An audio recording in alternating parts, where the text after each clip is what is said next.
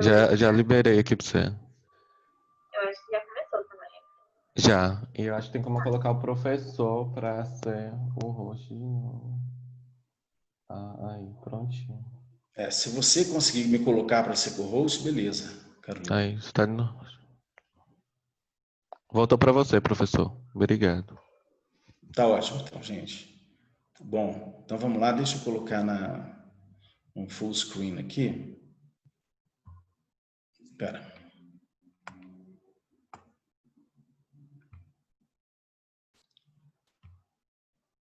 Bom. Não. Isso.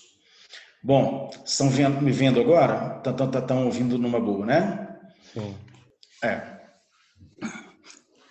Qualquer coisa, você pode ligar o seu microfone, qualquer um de vocês, tá, gente? Pode ligar o microfone, me interromper e me instruir caso esteja acontecendo algum problema, tá? Não tem problema nenhum, não.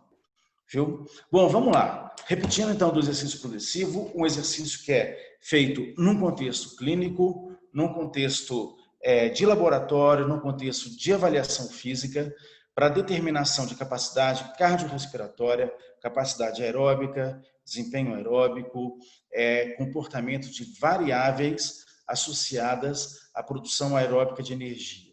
Normalmente se avalia frequência cardíaca, pressão arterial, consumo de oxigênio, eventualmente o comportamento de alguns hormônios, como adrenalina, por exemplo, é uma possibilidade, mas o que eu quero chamar a atenção é que não é um exercício que existe aleatoriamente no contexto esportivo, ele não existe com prescrição de treinamento, ele é meramente para avaliação. E ele é caracterizado por um exercício cíclico, normalmente na esteira, com caminhada, corrida, ou na bicicleta, né, no ciclismo. Existem alguns remoergômetros, alguns até ergômetros para natação, mas é muito raro. Se tiver 10 no mundo, é muito. Mas o que a gente faz? Começa-se o exercício de uma baixa intensidade e vai-se aumentando gradativamente essa intensidade de uma forma pré-estabelecida, de uma forma programada, para que se possa avaliar a resposta fisiológica a esse aumento da intensidade, ou seja, para que se possa avaliar o comportamento das variáveis fisiológicas, ou seja, indicadoras de função, a cada uma dessas intensidades, tá certo? Normalmente, então, se for em estágios, em degraus, cada degrau precisa de durar no mínimo 2 minutos, normalmente no máximo 3, para o teste também não ficar muito longo, né? Mas para que haja tempo de o corpo se adaptar a cada uma dessas novas intensidades. Como vocês estão vendo aqui, olha, a frequência cardíaca e o consumo máximo de oxigênio estão sendo avaliados de forma em fluxo contínuo, não em degraus, mas continuamente, porque você está vendo a pessoa aqui ligada a um ergospirômetro, com um medidor de frequência cardíaca, com analisador de gases. Então, o programa vai avaliando continuamente. Tá? Você vê que tanto para o consumo de oxigênio em cima, quanto para a frequência cardíaca no gráfico de baixo, a progressão da frequência e do consumo de oxigênio é um aumento linear, até que, num dado momento, a pessoa não aguenta mais fazer esse exercício, ela pede para parar, é o momento onde nós chamamos de fadiga voluntária. Voluntária porque a pessoa decide que não aguenta mais. E essa decisão, ela envolve muitos aspectos psicológicos. É que a pessoa realmente atinja a capacidade cardiorrespiratória. Aqui apareceu um negócio que a minha conexão da internet está instável. Se interromper alguma coisa, eu retorno depois, tá bom? Pois bem, como que eu sei? Repara só um detalhe. Olha, acompanha na setinha aqui. Esse ele veio daqui de baixo, um aumento linear, vocês devem estar vendo o meu cursor aqui, ó, até que ele atinge um máximo, tá? Aqui atingiu um platô. Ó. Aqui, mesmo que a intensidade aumentasse, ele não aumenta mais. Aí você fala assim, mas e se eu continuar aumentando? Não existe continuar aumentando, porque nesse momento aqui, a pessoa está pedindo, pelo amor de Deus, para parar. Não há como continuar o exercício aqui, tá? Então, a intensidade está muito alta. E é esse momento exatamente que eu quero determinar. Olha só, no caso, só como exemplo, no caso desse indivíduo aqui, foram atingidos 65 mililitros por minuto para cada quilo de massa corporal, tá? A frequência cardíaca desse mesmo indivíduo, que é a linha contínua, aqui embaixo, ó, vocês vejam que a frequência cardíaca aumenta no padrão bem linear, bem linear, bem linear, e aqui atinge um platô. E você vê que é todo mundo aqui, ó, todo mundo, quando atingiu o platô, para. Esse aqui, ó, essa linha pontilhada, esse indivíduo não atingiu um platô. Chegou aqui e parou, tá? Não há como continuar o exercício nessa intensidade. A pessoa está no máximo dela, certo? Ela atingiu aqui uma frequência cardíaca de quase 190 batimentos por minuto, tá? Aqui, esse último indivíduo atingiu 180 batimentos por minuto. E atingiu um V2 bastante alto aqui também, ó, no gráfico de cima. A ideia é chegar nesse platô, tá? Esse platô da frequência cardíaca é o que se chama de frequência cardíaca máxima. E o platô para o consumo de oxigênio é o que se chama de consumo máximo de oxigênio. Notem que nesse indivíduo aqui, que é o nosso exemplo, a velocidade de corrida aqui, ó, era de 20 km por hora. Ou seja, é um indivíduo extremamente bem condicionado aerobicamente. Mas já dá para ver que é bem condicionado até pelo consumo máximo de oxigênio que ele atingiu aqui, que é muito alto. Só para você ter uma noção, a média dos homens alunos de educação física na escola de vocês fica aqui por volta de 41, 42, 43 mililitros, tá? Essa aqui que é a média. Ou seja, um aluno da escola pararia em média aqui, ó. Esse valor aqui, ó, é um valor típico de jogador de futebol de primeira divisão, mais assim, lateral, meio campo com grande movimentação. Nem atacante, zagueiro de futebol profissional tem esse consumo de oxigênio. Isso aqui é V2 de corredor de fundo, tá ok? Pois bem, e essa frequência cardíaca é uma frequência cardíaca máxima. Esse ponto do platô é aquilo que nós chamamos de frequência cardíaca máxima. Ela varia de acordo com a idade, ela não costuma variar de acordo com nível de treinamento. As frequências cardíacas submáximas, ou seja, abaixo do máximo, essas sim respondem a treinamento. Frequência cardíaca de repouso responde a treinamento, mas a frequência cardíaca máxima é pouco ou nada, não responde ao treinamento. Depende só da idade. Quanto mais nós envelhecemos, mais diminui a frequência cardíaca máxima, independente do seu nível de treinamento. Agora, como que eu sei, nesse caso aqui, que a pessoa chegou ao nível máximo dela de exigência do sistema cardiorrespiratório? Quando há um platô.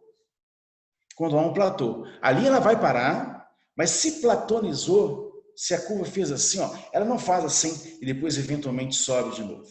Ela vai chegar ali e vai parar. Tá? Aquilo é o máximo da capacidade cardiorrespiratória e é o que na fisiologia do exercício, isso é muito importante, gente. É o que na fisiologia do exercício nós chamamos de exercício em intensidade máxima. Tá? Por que isso é muito importante? Porque na fisiologia do exercício, na ciência do treinamento, na preparação física, na prescrição de exercício, você vai ouvir muito o termo exercício submáximo e exercício supramáximo. Pois bem, o que é um exercício supramáximo? Afinal de contas, se é um supramáximo, um acima do máximo, o máximo não era máximo. Não é verdade? Então, o que acontece? que é o supramáximo na preparação física ou na fisiologia do exercício? A ciência do treinamento. Vejam bem, esse sujeito terminou o teste correndo a 20 km por hora, aproximadamente aqui. Ele ficou mais um pouquinho, mas você vê que não mudou nada mais aqui, tá? Tudo que ele fizer de intensidade de exercício, abaixo disso, é submáximo. Pode ser um submáximo muito tranquilo, como por exemplo aqui, ó, 12 km, 13 km por hora. Pode ser um submáximo médio, 15 km por hora. Pode ser um submáximo mais intenso, 17 km por hora. Tá? E a 20 km por hora, se num outro dia eu chegasse para ele na esteira e falasse assim, você vai começar agora o exercício correndo a 20 km por hora. Ele vai conseguir correr aproximadamente aí uns entre 6, 8 minutos até 12, 15 minutos no máximo. Tá? 12, 15 minutos quem é muito bem treinado, 6, 8 minutos quem é moderadamente treinado. Ninguém consegue ficar mais tempo do que isso correndo em exercício máximo. Perfeito? Aqui você já tem uma participação anaeróbica grande na produção de energia, mas o aeróbico ainda é o principal. Perfeito? Agora, num outro dia, eu posso virar para esse mesmo sujeito aqui e falar assim, olha, você vai fazer 10 corridas de 200 metros com 30 segundos de intervalo entre elas e eu quero que você corra a 25 km por hora. Tá? Ele vai estar fazendo um exercício supramáximo. Ele vai correr um total de 2.000 metros, só que intervalado. Tá? Ou seja, por que eu intervalo um estímulo? Porque eu prescrevo uma intensidade que a pessoa teria dificuldade de manter naquela distância toda, naquele tempo todo. Então, por exemplo, 10 estímulos, 10 tiros de 200 metros, permitindo uma recuperação entre eles, por exemplo, 30 segundos de recuperação, mas numa intensidade muito alta. Uma intensidade que é acima do consumo máximo de oxigênio.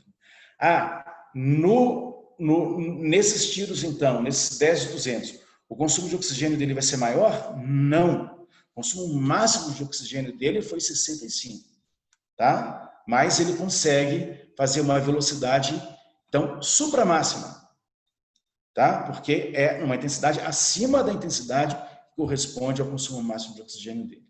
E notem que a frequência cardíaca máxima de todos os voluntários corresponde ao VO2 máximo. Ela é alcançada quando o indivíduo alcança o VO2 máximo e pede para parar ali. Não tem como prosseguir o exercício, tá? Nos 10 de 200, a frequência cardíaca seria maior, então, do que esses 200? Não, provavelmente seria até bem menor. Tá? Não dá nem tempo da frequência cardíaca subir tanto. Ok? Mesmo assim, a intensidade é supramáxima. Para esse tipo de exercício, para determinados tipos de exercício, por exemplo, o monitoramento da frequência cardíaca, ele não te dá informação nenhuma sobre a intensidade na qual está sendo realizado o exercício. É por isso que quando você prescreve exercício, você precisa de intensidade, você precisa de carga, de peso, de velocidade, de frequência cardíaca, de lactato, de uma série de indicadores para você ter exatamente uma ideia do que é que a pessoa está fazendo em termos de intensidade. Ok? Então, é isso, tá? Exercício em intensidade, exercício progressivo, ou exercício em intensidade progressiva, ou exercício incremental. Para avaliação física, para avaliação clínica. Um exemplo. Você pode perguntar assim, como que eu determino este aumento da intensidade? Como que ele é controlado? Depende, existem vários protocolos. Existem protocolos para atletas, existem protocolos para cardiopatas, para obesos, para idosos, para sedentários, diretos, com avaliação direta, que é essa mais precisa. Esse aparelhinho aí, por exemplo, esse ergospirômetro que a moça está usando, nós compramos aqui no CTE, essa semana chegou, por praticamente 100 mil reais. O aparelho, esse aparelho. Tá? Então, assim, é muito caro, pouquíssima gente. Em Belo Horizonte, você não deve ter nem 10 desses aparelhos, eu acredito. Eu conheço 4, 5 pessoas que têm, ou clínicas, ou universidades que têm um analisador de gases para medida de consumo de oxigênio, direto, como esse daqui. Tá? Então, é uma avaliação muito precisa. Você não coloca qualquer indivíduo para fazer aqui. Por exemplo, vocês provavelmente, muitos de vocês vão trabalhar com uma avaliação, com esse tipo de avaliação, né, cardiorrespiratória, com um protocolo chamado protocolo de Bruce. É o nome da pessoa que inventou o protocolo, se não me engano, nos anos 50. Protocolo de Bruce, onde você coloca um indivíduo a ser avaliado numa esteira, a esteira começa a correr numa velocidade em que a pessoa caminhe. Eu não me lembro exatamente qual é a velocidade agora, são 3,5 km por hora, 4 km por hora, alguma coisa assim, mas de forma que obesos, cardiopatas, idosos podem fazer, sedentários podem fazer. A intensidade da esteira vai aumentando, a velocidade da esteira vai aumentando, a intensidade do exercício, não é? Agora, qual é a ideia do protocolo de Bruce? Ele quer uma avaliação clínica, ele quer ver frequência cardíaca, traçado eletrocardiográfico, ou seja, atividade elétrica no coração e pressão arterial, para normalmente avaliar saúde cardiovascular. Então, ele quer levar a pessoa ao máximo da capacidade cardiorrespiratória sem que a pessoa tenha que correr. Por quê? Porque caminhar quase todo mundo consegue, mas correr pouca gente consegue. Porque a transformação biomecânica da marcha, da caminhada, num trote, ela é algo que não é simples. É uma mudança de postura cinesiológica, biomecânica, que aumenta muito o consumo de oxigênio, diminui muito a economia de movimento, e não é todo mundo que consegue fazer. Só faz quem está acostumado a correr e que tem um certo grau de condicionamento. Então, como que eu avalio alguém obeso com 30 quilos de sobrepeso? Como que eu avalio um indivíduo com diabetes? Um indivíduo revascularizado? Né? Então, o que o protocolo de Bruce faz? A intensidade de caminhada vai aumentando e, num determinado momento, a esteira começa a aumentar a inclinação dela. Tá? Então, de forma que, num determinado estágio, você não consegue mais sustentar a intensidade do exercício, bate no botão vermelho. E, normalmente, na imensa maioria da população, as pessoas param antes de ter que começar como é que fala? A trotar. Eu, por exemplo, da última vez que eu fiz esse teste, estava tendo umas dores cardíacas assim no peito, era ansiedade no final das contas. Mas, claro, fiquei preocupado e era uma época que eu vinha correndo bastante, não muito, né? Demais, mas estava bem mais magro e estava bastante ativo e tal. Eu me lembro que eu consegui completar 2 estágios com a inclinação aumentando e entrei no terceiro estágio, cheguei a entrar no terceiro estágio, mas não completei o terceiro estágio. O terceiro estágio correndo, tá? Ou seja, num determinado momento, ficou mais confortável eu começar a correr, a trotar, do que tentar caminhar muito rápido, tá? Então, aí, foi um estágio, outro estágio, no terceiro eu já não aguentei mais. E o resultado de condicionamento cardiorrespiratório foi muito, muito bom. VO2 máximo de 52 mililitros, alguma coisa assim, para alguém que não é atleta, principalmente para a idade, mas mais pelo não ser atleta, atleta mesmo, né, que visa desempenho, bastante bom, né? E saúde cardiovascular, boa também. Mas foi muito interessante. Foi a segunda ou terceira vez que eu tinha feito esse exame. A ideia é você não ter que correr intensamente. Aqui no centro de treinamento, nós temos uma esteira que ela não inclina. Ela é mais larga, ela tem uma série de equipamentos de segurança e ela chega a 40 km por hora. Para quê? Para que você treine atletas que possam chegar a uma altíssima velocidade de corrida. Tá? Porque no caso de um atleta, eu quero saber a velocidade linear do centro de massa dele. Eu não quero saber inclinação, não estou interessado só na resposta das variáveis fisiológicas. Eu estou interessado também numa avaliação de desempenho. Eu quero saber qual é a frequência cardíaca dele, qual é o consumo de oxigênio dele, qual é a pressão arterial dele, qual é qualquer coisa dele. 20 km por hora, 18 km por hora, 25 km por hora na velocidade máxima dele. Quero saber qual a velocidade máxima dele. Isso num protocolo típico para um contexto clínico. Isso daí não costuma existir. Para quem se interessar nisso, nos livros de fisiologia do exercício, em todo livro existe um capítulo que fala sobre avaliação física, que fala sobre avaliação cardiorrespiratória. Lá existe a descrição de todos os protocolos, tá? Todos esses protocolos para avaliação cardiorrespiratória. Bruce, Balke, Elestad, Norton são os 4 mais conhecidos no contexto clínico. Protocolo de Astrand, muito usado no clínico, mas também usado para iniciantes de prática de atividade física, que é no cicloergômetro. O de Balke também é no cicloergômetro, ou seja, na bicicleta ergométrica. O de Astra não é máximo, você pode ter protocolos que não vão ao máximo. Você não mede, então, o VO2 máximo, né? Mas tem uma certa progressão, tá bom? Uma pergunta interessante que surgiu na outra aula que eu dei sobre isso é o seguinte: como que eu sei que a pessoa chegou no máximo se não tem um platô?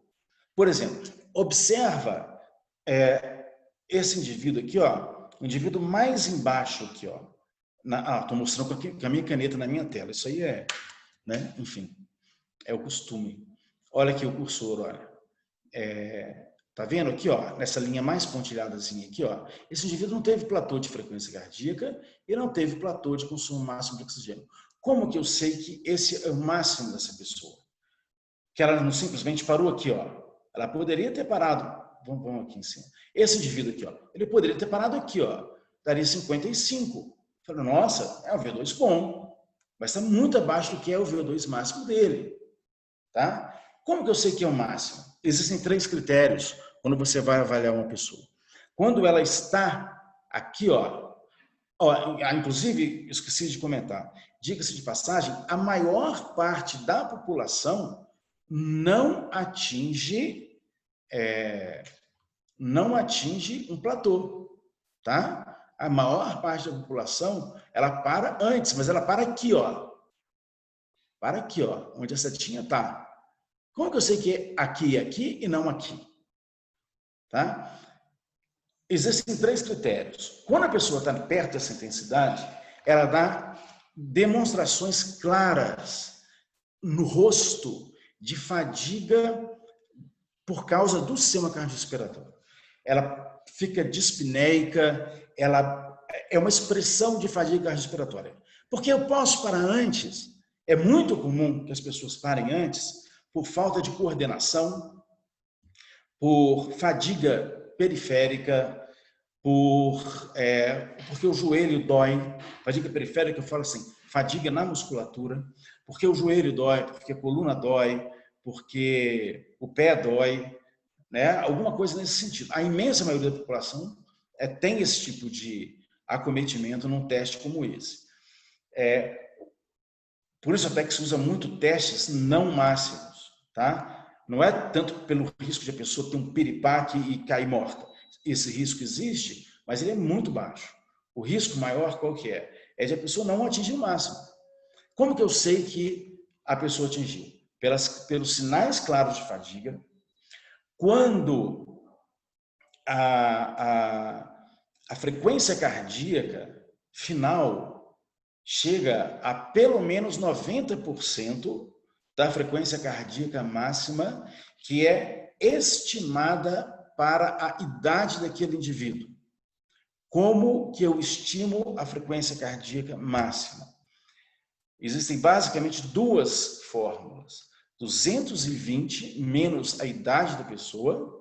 Então, frequência cardíaca máxima de pessoas com perto de 20 anos de idade, como a maioria de vocês, seria perto de 200 batimentos, segundo essa fórmula. Ou 208 menos 0,7 vezes a idade. É um número um pouco mais sensível, talvez, normalmente ser utilizado para determinadas faixas etárias, mas de uma forma ou de outra vocês vão ver. Então, se qualquer um de vocês aí, com perto de 20 anos de idade, fizer um teste e chegar a 180, 185 batimentos, eu sei que vocês chegaram perto do máximo, tá? Se não foi o máximo mesmo, chegou perto do máximo. Agora, se você com 20 anos para com 165 batimentos, eu tenho certeza que você não chegou no máximo cardiorrespiratório, tá? Aí, ou é uma razão cardíaca, ou é uma razão musculoesquelética, motora, comportamental, coordenativa, nesse sentido. Perfeito? E terceiro, é um detalhe fisiológico grande, mas o seguinte, esse aparelho que a moça está usando aí na foto, ele mede a concentração de oxigênio no ar, que é inspirado, e a concentração de oxigênio no ar, que é expirado. A diferença é o oxigênio que foi consumido. A cada incursão respiratória, ele mede o oxigênio que o seu corpo consumiu, tá? E ele mede também o CO2 que foi produzido. Se nós colocarmos esse aparelho nós aqui agora em repouso, eu não, porque eu estou falando muito, mas em vocês agora em repouso, você vai perceber o seguinte, que nós consumimos em repouso, sentados aí assistindo a aula, nós consumimos mais oxigênio do que nós produzimos de CO2 em mililitros. Se eu divido o volume de CO2 produzido pelo volume de oxigênio consumido, eu tenho um valor, então, em repouso, abaixo de 1. Esse valor, ele fica perto de 0,75 para seres humanos em repouso. Perto disso, 0,72, 73, 74, 75, 76. Tá? Fica por aí, ou seja, você está consumindo uma determinada quantidade de oxigênio, produzindo uma determinada quantidade de CO2, mas você produz menos CO2 que você consome de oxigênio. Quando você sobe na esteira e a intensidade vai aumentando, olha como a curva aí do VO2 aumenta, de forma linear. Tá? A curva, o CO2, aumenta também de forma linear. Assim, ó. Ok? Só que, num determinado momento, a curva do CO2 tende a aumentar, ela inclina mais e passa e corta a curva do CO2. Então, num determinado momento, eu produzo mais CO2 do que eu consumo de oxigênio. E eu produzo mais CO2 porque ele está sendo produzido numa quantidade muito grande para tamponar, não CO2, né? Como produto do tamponamento do ácido produzido na musculatura. Os íons de hidrogênio que são tamponados pelo bicarbonato e geram água e CO2. Com isso, então, o CO2 vai lá para cima. Esse é o momento, então, em que a concentração passa de 1. Produzir mais CO2, 1 é quando você produz a mesma quantidade de CO2 que você consome de oxigênio. Pois bem, um critério muito refinado, rebuscado, para você saber que a pessoa realmente foi muito intensa, é quando você atinge, então, esse valor no nível de 1,05 ou 1,1. Aí tem gente que coloca 1,05, tem gente que coloca 1,1 normalmente para atleta, mas 1,1 é uma intensidade já muito, muito, muito alta. Está produzindo muito CO2, muito mais do que consumindo de oxigênio. Mas é um critério típico, e esse valor se chama quociente respiratório, Q, ou razão de troca respiratória, RER, Respiratory Exchange Ratio, razão de troca respiratória, tá? Ele é, então, 1.05, 1.1, quando as pessoas estão perto de parar. Aí é por isso que as pessoas não ficam nessa intensidade. No teste progressivo, ela chegou ali, entrou no platô e ela para com o exercício. Não tem como, tá? Então, tá entendido agora o que é o exercício de intensidade progressiva ou incremental, exercício progressivo, exercício de contexto clínico, avaliação física, avaliação médica, avaliação fisiológica, avaliação de atletas. Não é uma atividade típica de aleatória no esporte, sempre envolve exercício cíclico, ciclismo, corrida normalmente, e a ideia é que você acompanhe a resposta fisiológica de acordo com o aumento da intensidade. O máximo é o momento do platô da frequência cardíaca e do consumo de oxigênio. A frequência cardíaca já é um excelente parâmetro para se identificar o platô, a frequência cardíaca máxima, e a gente usa esses gráficos também para caracterizar o que na fisiologia do exercício é o submáximo, intensidade submáxima, a intensidade máxima, e o que seria o exercício, a intensidade supramáxima, então. Ok? Pessoal, Caroline, pode parar a gravação agora. A gente volta, então,